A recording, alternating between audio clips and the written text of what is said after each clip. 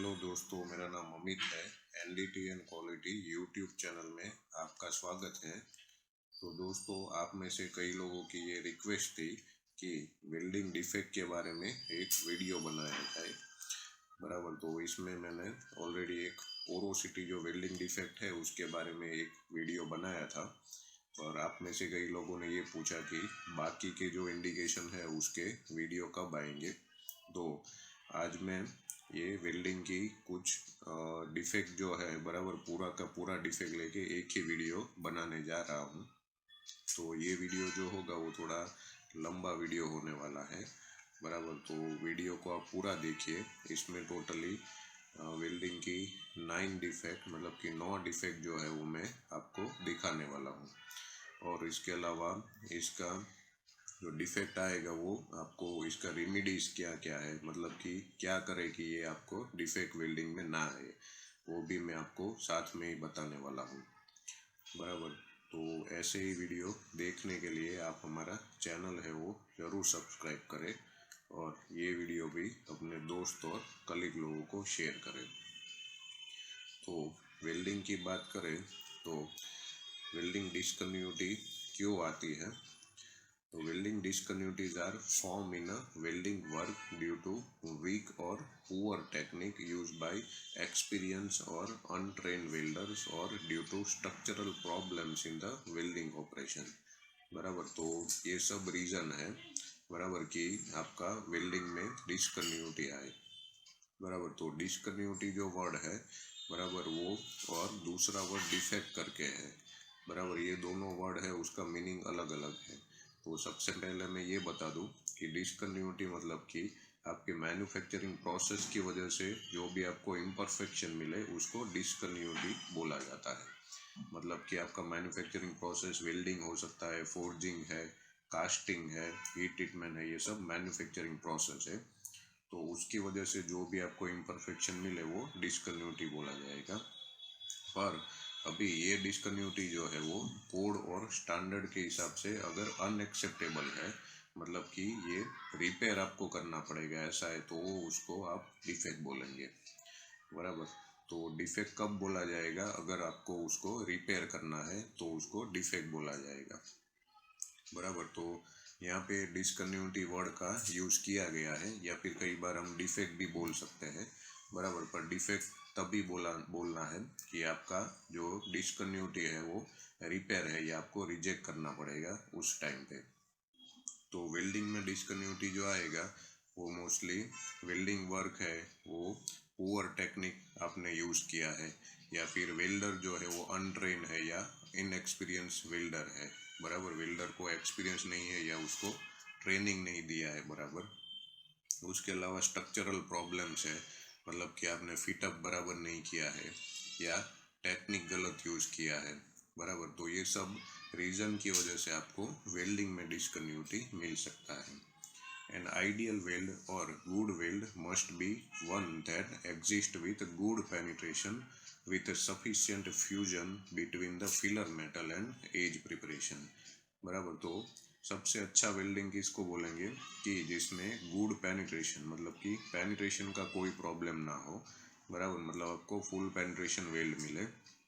उसके अलावा फ्यूज़न जो है बराबर, वो रूट का फ्यूज़न भी हो सकता है और साइड वॉल का फ्यूज़न भी हो सकता है, वो सफिशिएंट फ्यूज़न आपको मिले। बराबर, तो उसमें आपको फाइनल जो वेल्ड क्वालिटी मिलेगा वो अच्छा मिलेगा।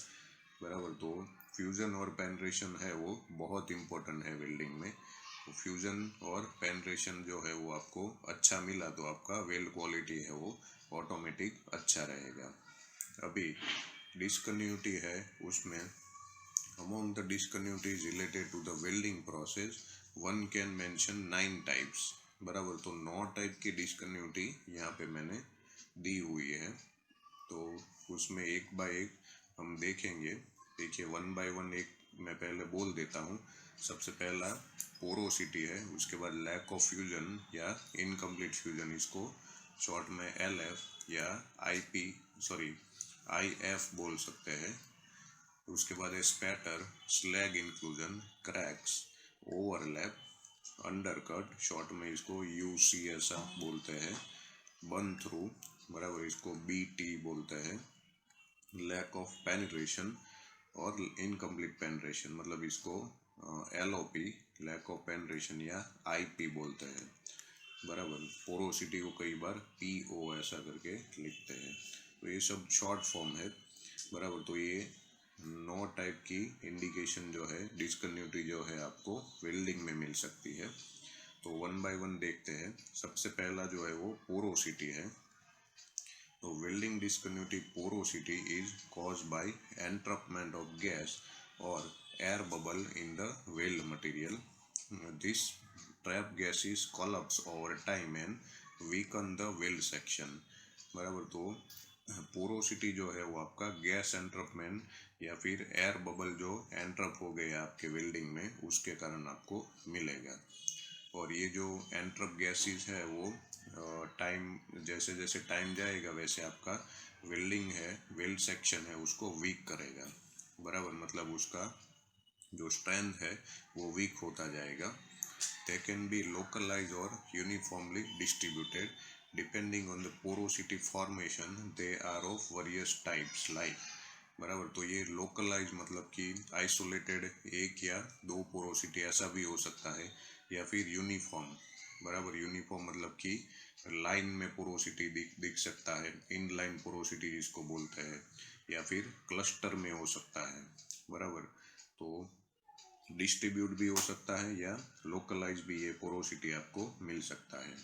तो फॉर्मेशन के हिसाब से बात करें तो ये 3 टाइप है। एक है गैस पोरोसिटी, दूसरा वर्म होल पोरोसिटी, तीसरा है सरफेस पोरोसिटी, बराबर। तो ये 3 टाइप की पोरोसिटी आपको मिल सकती है, बराबर। अभी यहाँ पे ये देखिए, ये पोरोसिटी का मैंने फिगर लगाया हुआ है, बराबर। इसका अलग से मैंने एक वीडियो भी बनाया है, बराबर, कि पोरोसिटी कैसे मिलती है और उसके रेमेडीज क्या क्या है। ये वीडियो भी आप ज़रूर देखिएगा। तो उसका लिंक जो है आपको प्लेलिस्ट में मिल जाएगा, हमारी चैनल की प्लेलिस्ट में उसका लिंक मिलेगा आपको। ये देखिए यहाँ पे ये पोरोसिटी है, बराबर। और पोरोसिटी जो है वो राउंड इंडिकेशन है, बराबर। मतलब कि उसका शेप जो होता है वो राउंड शेप में या फिर इलिप्टिकल शेप में रहता है। दूसरा जो इंडिकेशन है लैक ऑफ फ्यूजन और इनकम्प्लीट फ्यूजन, और इसको शॉर्ट में मैंने बताया कि LF या फिर IF आप बोल सकते हो। This type of welding discontinuity occurs when there is lack of proper fusion between the base metal and the weld metal, बराबर। तो बेस मेटल और वेल मेटल के बीच में फ्यूजन बराबर नहीं हुआ है, बराबर। इसको लैक ऑफ फ्यूजन या फिर side wall lack of fusion ऐसा बोलते हैं। It can also appear between adjoining weld beads, बराबर। तो दो वेल्ड बीड के बीच में भी अगर फ्यूजन नहीं हुआ है तो उसको भी आप इनकम्प्लीट फ्यूजन ऐसा बोलेंगे। This creates a gap in the joint that is not filled with मॉल्टन metal, बराबर। तो इसमें एक्चुअली होता क्या है कि आपका जो बेस मेटल है और वेल्ड मेटल है उसके बीच में गैप रह जाएगा, बराबर। तो इस टाइप से जो गैप रहेगा उसको लैक ऑफ फ्यूजन या इनकम्प्लीट फ्यूजन ऐसा बोलते हैं। और इनकम्प्लीट फ्यूजन जो है वो आपको इसको पकड़ने के लिए जो बेस्ट मेथड है वो UT है। अल्ट्रासोनिक टेस्टिंग में आपको इनकम्प्लीट फ्यूजन जो है, मतलब कि साइड वॉल इनकम्प्लीट फ्यूजन, वो आराम से मिल जाएगा। To correct this discontinuity you can increase the current, decrease the welding speed और चेंज द जॉइंट जियोमेट्री, बराबर। तो जो आपका इनकम्प्लीट फ्यूजन जो है उसको करेक्ट करने के लिए या फिर ये ना आए उसके लिए आपको करंट जो है वो इंक्रीज करना पड़ेगा, या फिर वेल्डिंग स्पीड जो है उसको डिक्रीज करना पड़ेगा। और कई बार ऐसा होता है कि जॉइंट जियोमेट्री के कारण भी ये आ सकता है, तो जॉइंट जियोमेट्री है वो भी आपको चेंज करना पड़ सकता है। तो यहाँ पे देखिए ये आपका इनकम्प्लीट फ्यूजन है, बराबर। इसमें यहाँ पे इनकम्प्लीट फ्यूजन में ये आपका बेस मटेरियल है, बराबर, और ये आपका वेल्ड मटेरियल है, बराबर। तो बीच में यहाँ पे जो गैप आपको दिख रहा है ये, बराबर, यहाँ पे मटेरियल फ्यूज नहीं हुआ है, बराबर। इसको इनकम्प्लीट फ्यूजन बोलते हैं। बराबर, या फिर side wall lack of fusion ऐसा भी आप बोल सकते हैं। इसके बाद अगला जो डिसकन्टिन्यूटी है वो आपका स्पैटर है, बराबर। तो spatter is the small metal particle that are thrown out of the arc during welding and get deposited on the base material around the weld bead along its length, बराबर। तो ये एक टाइप का metal particles है, बराबर। और जब भी आप आर्क वेल्डिंग करते हो तो वो टाइम पे ये वेल्डिंग जो है उसके ऊपर या उसके आजू बाजू जो है बेस मटेरियल में वहाँ पे उसकी पूरी लेंथ में थ्रोन आउट, मतलब कि वहाँ पे आपको मिलेंगे, बराबर। तो ये जो है ये राउंड शेप में ही रहते हैं, ऐसे ऐसे, बराबर। ये कोई भी डायरेक्शन में हो सकते हैं। It is an especially common occurrence in gas metal arc welding, no matter how hard you try but it can't be completely eliminated, बराबर। तो गैस मेटल आर्क वेल्डिंग है, बराबर, तो उसमें भी आपको ये कॉमनली मिल जाएंगे, और आप कितना भी ट्राई करो पर थोड़े बहुत तो आपको स्पैटर मिलेंगे ही मिलेंगे। उसके बाद देखिए यहाँ पे however there are a few ways you can keep it minimum, like reduce the arc length and use proper polarity, बराबर। तो आपको ये करना है जैसे कि प्रॉपर पोलैरिटी, जैसे कि DCEP या DCEN जो भी है उसके हिसाब से लेना है। आर्क लेंथ जो है, बराबर, वो रिड्यूस करना है तो आपको स्पैटर नहीं मिलेंगे। तो देखिए ये स्पैटर है यहाँ पे, बराबर, दाने जैसा उसका अपीयरेंस रहता है, बराबर। और वेल्डिंग के ऊपर भी हो सकते हैं और वेल्ड मेटल के आजू बाजू भी हो सकते हैं। उसके बाद इंडिकेशन जो है हमारा स्लैग इंक्लूजन है। तो it can occur when the flux which is solid shielding material apply when welding melts in the weld और on the surface of the weld region, बराबर। तो आपका जो इलेक्ट्रोड के ऊपर फ्लक्स रहता है, बराबर, SMAW वेल्डिंग में या फिर SAW वेल्डिंग में आप ऊपर से जो फ्लक्स अप्लाई करते हो, बराबर, वो एक सॉलिड शील्डिंग मटेरियल रहता है, बराबर। तो जब भी आप वेल्डिंग करते हो तो ये शील्डिंग मटेरियल जो है, बराबर, वो मटेरियल में ऑक्सीडेशन ना हो उसके लिए यूज़ किया जाता है, और उसके कारण आपका वेल्डिंग में कोरोजन नहीं होता है, बराबर। तो SMAW वेल्डिंग की बात करें तो उसका मैंने एक अलग से वीडियो बनाया है, उसमें मैंने ये शील्डिंग फ्लक्स जो है वो कैसे काम करता है वो मैंने बताया है। तो वो वीडियो भी आप ज़रूर देखिए, आपको लिंक है वो प्लेलिस्ट में मिल जाएगा। तो ये जो सॉलिड शील्डिंग जो होता है, बराबर, वो सरफेस के ऊपर रहता है, बराबर, क्योंकि उसका डेंसिटी जो है वो वेल्ड मेटल से कम रहता है। तो जब भी आप वेल्डिंग करते हो तो वेल्डिंग के टाइम आपका मटेरियल वेल्ड मेटल जो है वो सॉलिडिफाई होगा और उसके ऊपर, मतलब कि सरफेस के ऊपर आपका शील्डिंग मटेरियल है वो रहेगा, बराबर, जिसको स्लैग बोलते हैं। तो slag inclusion decreases the strength of the joint and hence make it weaker, बराबर। तो ये जो मटेरियल के ऊपर जो स्लैग हमारा है, मतलब कि वेल्ड मटेरियल के ऊपर जो हमारा स्लैग है, बराबर, उसको आपको रिमूव करना रहता है, बराबर। चाहे आप ब्रश से रिमूव करो या फिर ग्राइंडिंग से रिमूव करो, बराबर। अगर आप रिमूव नहीं करते हो और उसके ऊपर ही दूसरा पास मार देते हो तो उसमें वो ट्रैप हो जाएगा, मतलब बीच में वेल्ड मेटल के बीच में आपका स्लैग आ जाएगा। तो वो टाइम पे आपका जो मेन मटेरियल है पूरा वेल्डिंग जो है वो वीक हो जाएगा, क्योंकि आपका स्लैग जो है उसका डेंसिटी कम रहता है और उसका स्ट्रेंथ भी वेल्ड मेटल से कम रहता है। You can reduce this by cleaning the weld bead surface before the next layer is deposited, बराबर। तो आपने एक लेयर वेल्डिंग का लगाया है तो उसके बाद आपको स्लैग जो है वो क्लीन करना है, मतलब कि रिमूव करना है, और उसके बाद जो दूसरा लेयर है वो डिपॉजिट करना है by means of wire brush और by providing sufficient shielding gases, बराबर। तो ये वायर ब्रश का यूज़ करके आप उसको रिमूव कर सकते हैं या फिर शील्डिंग गैस का यूज़ करके भी स्लैग को रिमूव कर सकते हैं। तो यहाँ पे देख सकते हैं ये आपका वेल्डिंग है और स्लैग जो है ऐसा होता है, बराबर। ये ऑलरेडी है, स्लैग रिमूव कर दिया है और साइड में ऐसे आपको दिखेगा, ये आपका स्लैग है, बराबर हो। तो आप रिमूव करोगे, उसके बाद ये आजू बाजू यहाँ पे देखिए स्पैटर भी है, बराबर। ये सब क्लीन करना पड़ेगा और उसके बाद ही आपको इसके ऊपर दूसरा लेयर लगाना है, मतलब दूसरा लेयर वेल्डिंग करना है। उसके बाद का जो डिस्कन्टिन्यूटी है वो क्रैक है। Welding discontinuity crack is an imperfection produced by a local rupture in the solid state arising from the effect of cooling or stresses, बराबर। तो क्रैक जो है वो बहुत स्ट्रिंजेंट इंडिकेशन है और उसमें लोकल रैप्चर होता है, बराबर। मतलब कि मटेरियल जो है आपका लोकली टूट जाता है, रैप्चर मतलब कि टूट जाना।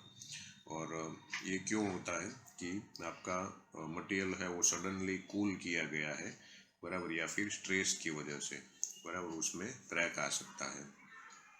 Welding cracks are more significant than other type of welding discontinuities as their geometry produces a very large stresses.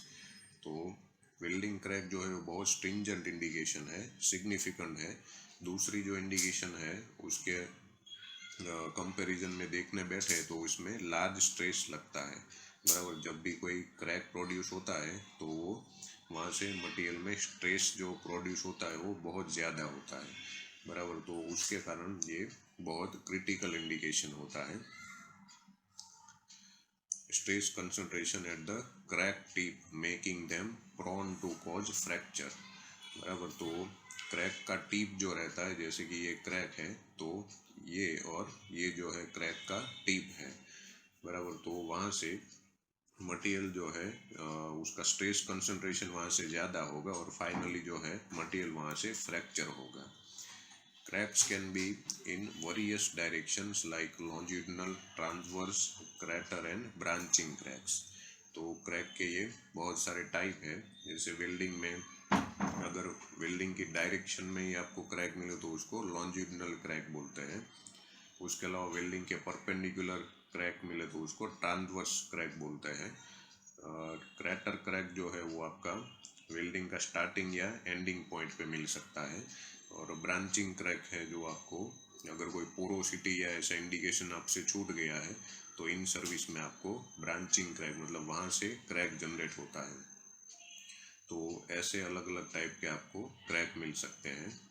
Cracks can be reduced by preheating the metal before starting welding, utilizing the appropriate welding speed and current, बराबर। तो crack को reduce करने का सबसे पहला तरीका जो है वो प्री हीटिंग है, बराबर। तो प्री हीटिंग आप करोगे तो मतलब वेल्डिंग स्टार्ट करो उससे पहले प्री हीटिंग मटेरियल को करना ज़रूरी है।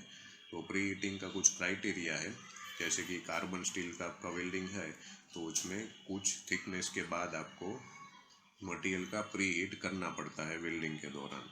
तो ये जो क्राइटेरिया आपको ASME सेक्शन 8 में आपको मिल जाएगा, बराबर। तो उसके हिसाब से आपको प्री हीटिंग करना रहता है। उसके अलावा वेल्डिंग स्पीड जो है, वेल्डिंग का करंट जो है वो भी आपको अप्रोप्रिएट करंट और स्पीड यूज़ करना है। Giving decent cooling of the weld area, बराबर। जब भी आप वेल्डिंग कंप्लीट कर लो उसके बाद जो कूलिंग प्रोसेस है वो भी आपको कंप्लीट करना है। Using a correct mixture of sulphur and carbon in the material, बराबर। तो बेस मटेरियल जो है, बराबर, उसमें भी सल्फर कार्बन का मिक्सचर खास देखना ज़रूरी है। कोई भी क्रैक जनरेट होती है at the time of manufacturing तो मोस्टली जो मटेरियल जो रहता है उसमें कोई कंपोजिशन है वो बराबर नहीं है तो वो टाइम पे भी आपको क्रैक मिल सकता है। तो बेस मटेरियल है उसका TC मतलब कि उसके लिए आपको MTC जो होता है बेस मटेरियल का मटेरियल टेस्ट सर्टिफिकेट वो भी आपको पहले रिव्यू करना रहता है, बराबर। तो MTC का भी मैंने एक अलग से वीडियो बनाया है कि MTC कैसे रिव्यू करना है, तो वो भी आप ज़रूर देखिएगा, उसका भी लिंक आपको प्लेलिस्ट में मिल जाएगा। तो यहाँ पे देखिए ये आपका क्रैक है, आप देख सकते हैं इसका जो टिप है जैसे कि यहाँ पे और यहाँ ऊपर, बराबर। इस क्रैक जो डिसकन्टिन्यूटी है इसमें कैसा है, इसका जो टिप है ना वो हमेशा चेंज होता रहता है, मतलब कि फैलता रहता है, बराबर। मतलब कि ये जो क्रैक है ना पहले इतना सही होता है, बराबर, उसके बाद ये यहाँ पे और ये डायरेक्शन में फैलता रहता है। तो आपको हमेशा याद रखना है कि क्रैक कहीं पे भी आपको मिले तो कोई भी स्टैंडर्ड या स्पेसिफिकेशन है वो आपको ज़रूर देख के उसका रेमिडीज जो है, मतलब कि उसमें रिपेयर करना है कि पार्ट रिजेक्ट करना है, वो ज़रूर देखना चाहिए। उसके अलावा कोई भी स्टैंडर्ड भी आप देखोगे तो मोस्ट ऑफ स्टैंडर्ड जो है उसमें क्रैक जो है ना वो रिपेयर, मतलब कि उसको रिपेयर करना ही पड़ेगा, मतलब पार्ट जो है उसमें आपको वेल्डिंग जो है वो रिपेयर करना ही पड़ेगा। उसके बाद ओवरलैप करके डिसकन्टिन्यूटी है। तो overlap occurs when the weld face extends far over the weld toe.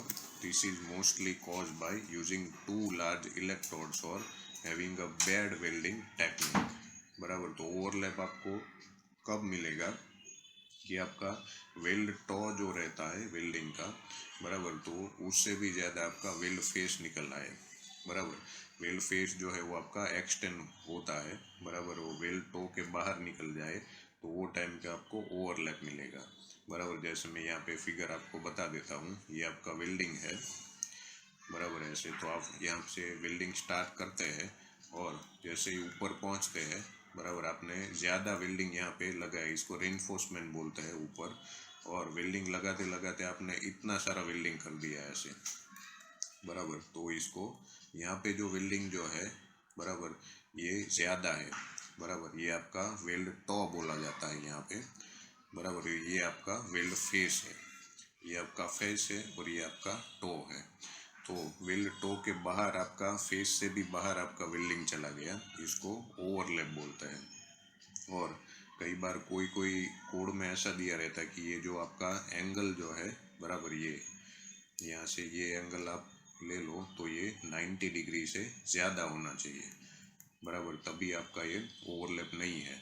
यहाँ पे देखिए ये जो एंगल है ये 90 डिग्री से कम है, मतलब ये जो वेल्ड है वो ओवरलैप वेल्डिंग है, बराबर।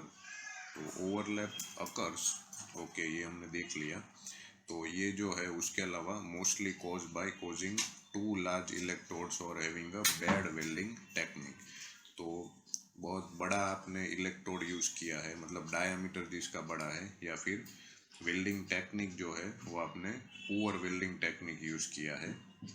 इन such a scenario the molten metal does not fuse with the base metal, बराबर। तो ये केस में मॉल्टन मेटल है वो बेस मेटल के साथ फ्यूज नहीं होता है और यहाँ पे चिपक जाता है ये एरिया में, तो इसको ओवरलैप बोलते हैं।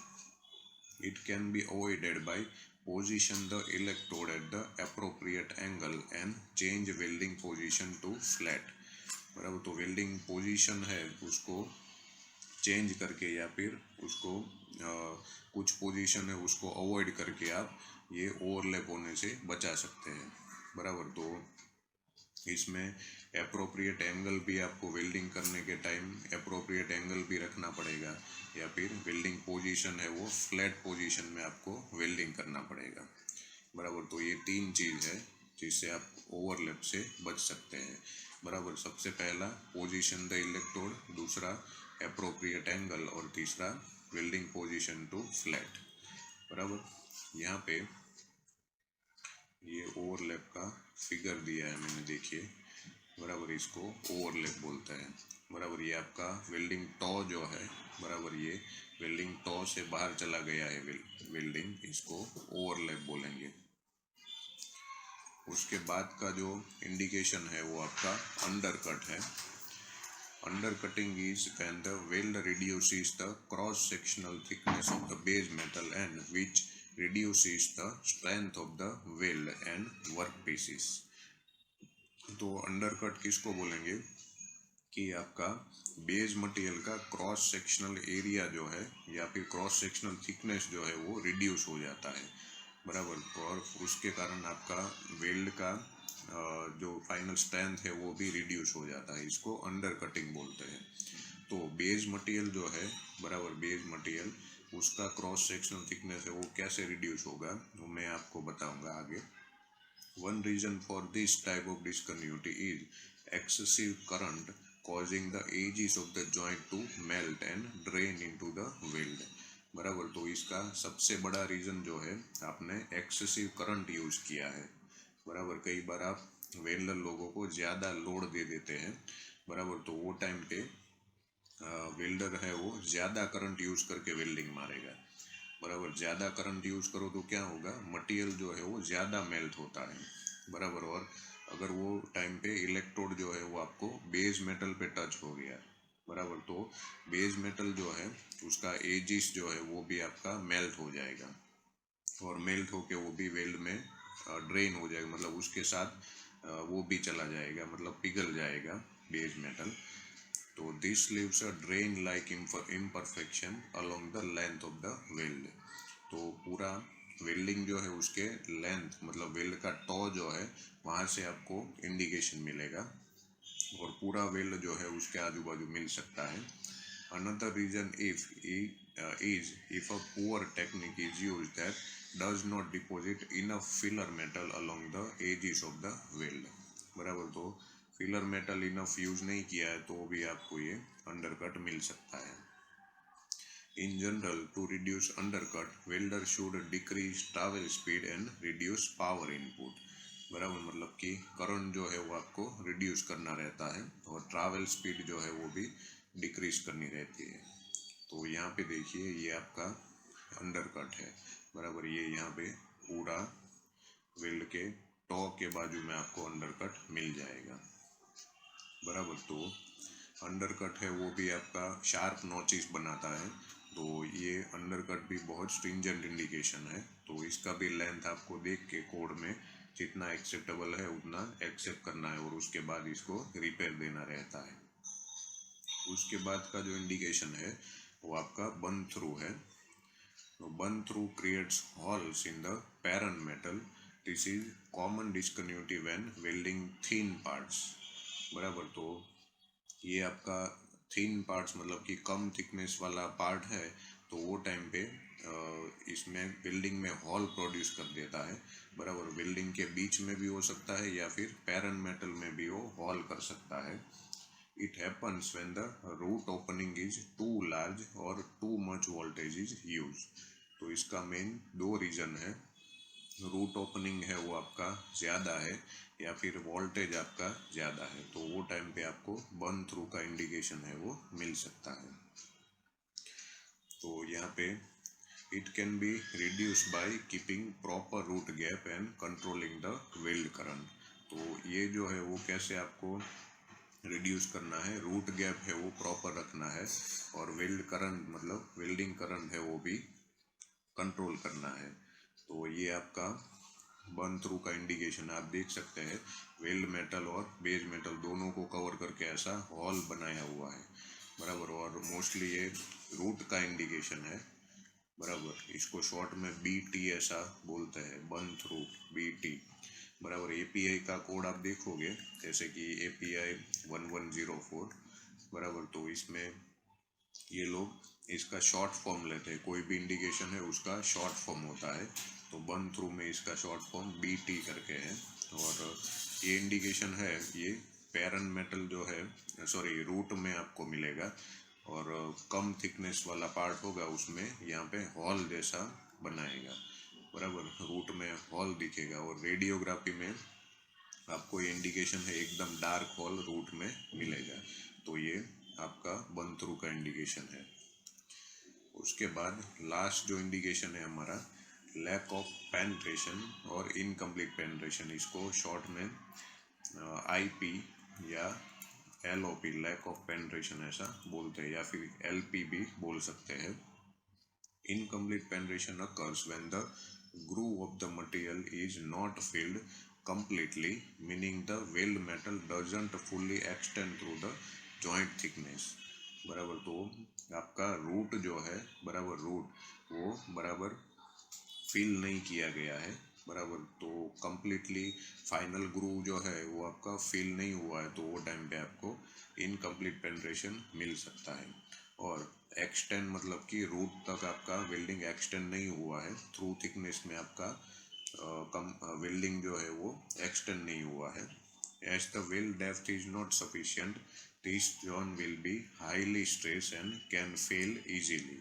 तो इसमें डेप्थ नहीं मिला है, मतलब कि पेनिट्रेशन नहीं मिला है, तो वहाँ पे ज़्यादा स्ट्रेस लगेगा वेल्डिंग में और वहाँ पे फेलियर होगा, मतलब कि आपका वेल्डिंग है जो वहाँ से फेल हो सकता है। This discontinuity can be reduced by reducing the electrode size, proper root gap build up, proper heat input and by correct travel speed। बराबर। तो इसमें अगर आपका इलेक्ट्रोड का साइज जो है वो बड़ा है, बराबर, तो वो टाइम पे भी आपको रूट में पेनिट्रेशन नहीं मिल सकता है, बराबर। तो इसके कारण आपको जो इलेक्ट्रोड है उसका साइज जो है वो रिड्यूस करना है। रूट गैप जो है अगर आपने कम रखा है, बराबर, तो वो टाइम पे भी रूट में आपका पेनिट्रेशन नहीं मिलेगा। तो जो भी डिज़ाइन के हिसाब से आपका रूट गैप है वो रखना है। हीट ट्रीटमेंट भी, सॉरी, हीट इनपुट भी आपको प्रॉपर देना है और ट्रैवल स्पीड भी आपका प्रॉपर होना चाहिए, बराबर। तो ये 3-4 चीज़ है वो आपको ध्यान में रखनी है, तो इससे आपको लैक ऑफ पेनिट्रेशन नहीं मिलेगा, बराबर। तो यहाँ पे देखिए, ये लैक ऑफ पेनिट्रेशन का फिगर आपको ऐसे मिलेगा। ये देखिए, रूट में पेनिट्रेशन नहीं मिला है, बराबर, ये आपका लैक ऑफ पेनिट्रेशन है, बराबर। तो अगर आप पाइप वेल का इंस्पेक्शन कर रहे हैं तो आपको ये विजुअली नहीं दिखेगा। आप रेडियोग्राफी टेस्टिंग करते हैं तो रूट में आपको एक स्ट्रेट लाइन ऐसा दिखेगा, बराबर। तो वो स्ट्रेट लाइन जो है वो आपका लैक ऑफ पेनिट्रेशन है, बराबर। और ये सबसे बीच में, वेल्डिंग के सबसे बीच में जो रूट एरिया है वहाँ पे आपको मिलेगा, बराबर। तो ये 9 टाइप के जो डिसकंटिन्यूटी है ये मैंने आपको बताए। तो अगर इसमें आपको कोई डाउट है, बराबर, और इसके अलावा भी कोई डिसकंटिन्यूटी है जो इसमें मैंने छोड़ दिए है या फिर इसमें मैं भूल गया हूँ, तो वो भी आप मुझे ज़रूर बताइए। तो डाउट है तो आप कमेंट बॉक्स में पूछ सकते हैं। Okay, thank you.